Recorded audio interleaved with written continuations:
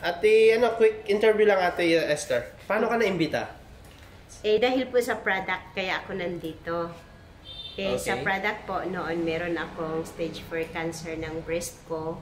Tsaka mayuma rin po. At tsaka in-schedule na po sana ako ng chemo for 3 times, 3 session. But sawa po ng Panginoon na kilala ko po itong na pag-atinan ko po yung seminar at tsaka nakapag-good news po kasi pinagtiwalaan ko lang po yung yung sabi na yung mga pangpatay ng cancer cells ay nandiyan naman po sa C24/7 na yung sinabi din ng doktor na nag-check up sa akin. Kaya tinatry ko po habang wala pang schedule ng chemo. So, sandaling sabi nang bumalik ako sa doktor, sabi naman niya na okay na, amazing daw kasi pwede na daw na ipagpatuloy ko lang yun.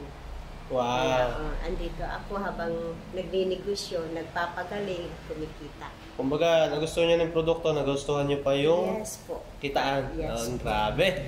Ayan guys, isang living testimony from stage 4. Stage 4 ba? Stage 4. Wow. Grabe. Pag pinost ko to, sana magustuhan niyo, ma-inspire kayo. And maraming salamat Ate Esther or Tita Esther, kung tawagin natin dito sa BCO La Union.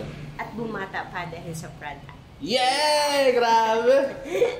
Salamat Ate Esther! Sige, okay. Yan po. Hi pala sa mga TFI family, sa lahat ng aimers, maging crossline ko. Crossline namin basta nasa In Global ka. Happy Business Day sa inyo. At sana gising-gising tayo kasi sayang yung malaking income na nawawala sa inyo araw-araw. Sa EV package, nawawalan tayo ng 20,000 pesos per day kapag hindi ka gumagalaw sa AIM Global. At kapag 12,980 naman, nawawalan ka ng 32,000 pesos. Pero pag ginagawa mo ang business, pwede kang kumita ng 20,000 per day or 32,000 per day. Grabe, no?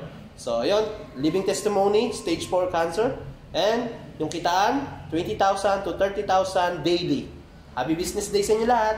God bless and more blessing to come. Power!